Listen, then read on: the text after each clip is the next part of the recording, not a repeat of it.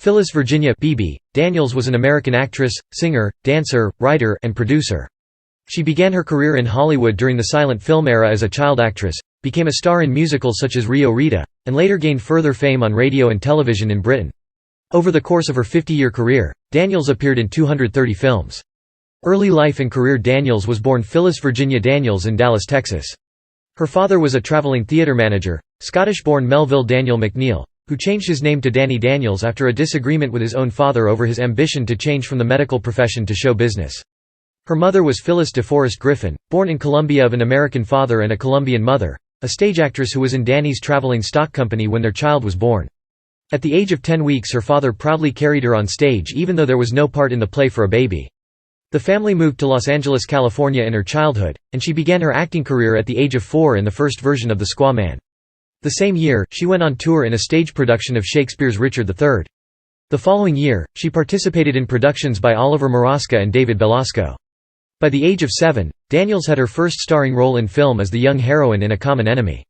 At the age of 9, she starred as Dorothy Gale in the 1910 short film The Wonderful Wizard of Oz. At the age of 14, she starred with film comedian Harold Lloyd in a series of 2 reel comedies, starting with the 1915 film Giving Them Fits.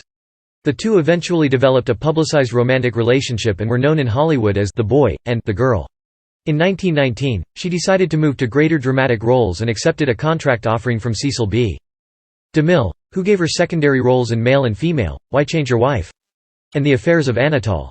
Hollywood career. In the 1920s, Daniels was under contract with Paramount Pictures. She made the transition from child star to adult in Hollywood in 1922 and by 1924 was playing opposite Rudolph Valentino in Monsieur Becaire. Following this, she was cast in a number of light popular films, namely Miss Bluebeard, The Manicure Girl, and Wild Wild Susan. Paramount dropped her contract with the advent of talking pictures. Daniels was hired by Radio Pictures to star in one of their biggest productions of the year. She also starred in the 1929 talkie Rio Rita.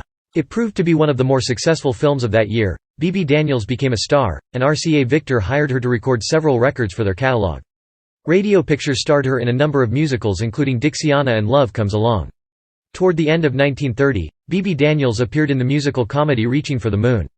However, by this time, musicals had gone out of fashion, and most of the musical numbers from the film had to be removed before it could be released. Daniels had become associated with musicals, and Radio Pictures did not renew her contract. Warner Brothers realized she was a box office draw, and she was offered a contract. During her years at Warner Brothers, she starred in My Past, Honor of the Family, and the 1931 pre-code version of The Maltese Falcon.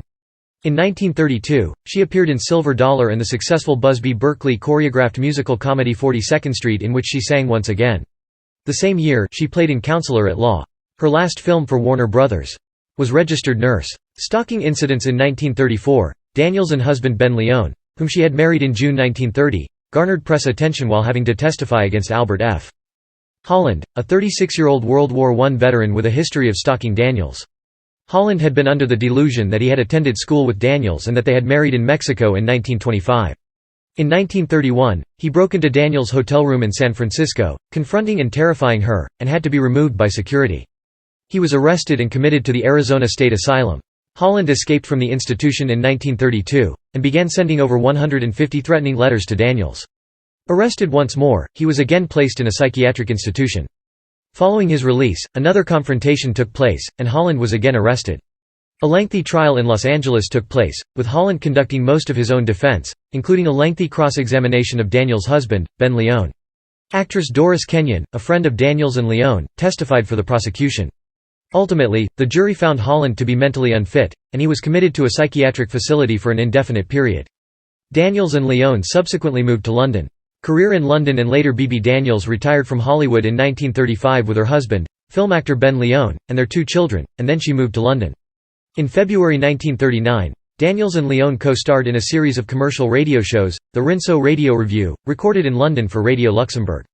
They and Bebe's mother Phyllis all went back to the U.S. on 14 June 1939, leaving Barbara and Richard in Los Angeles in the care of Phyllis, and then returned to London 7 weeks later. After the start of World War II, they worked for the BBC, most notably starring in the comedy radio series Hi Gang.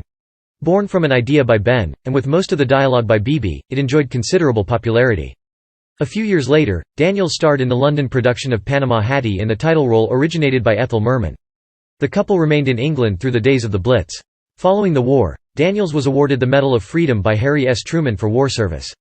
In 1945, she returned to Hollywood for a short time to work as a film producer for Hal Roach and Eagle Lion Films. She returned to the UK in 1948 and lived there for the remainder of her life. Daniels, her husband, her son Richard and her daughter Barbara all starred in the radio sitcom Life with the Lions, which later made the transition to television. Personal life: Daniels married actor Ben Leone in June 1930. They had 2 children, daughter Barbara in 1932 and a son Richard, whom they adopted from a London orphanage. In an issue of the contemporary magazine Radio Pictorial, she explained how she saw Richard peering through the railings and instantly thought, a brother for Barbara. Daniels suffered a severe stroke in 1963 and withdrew from public life.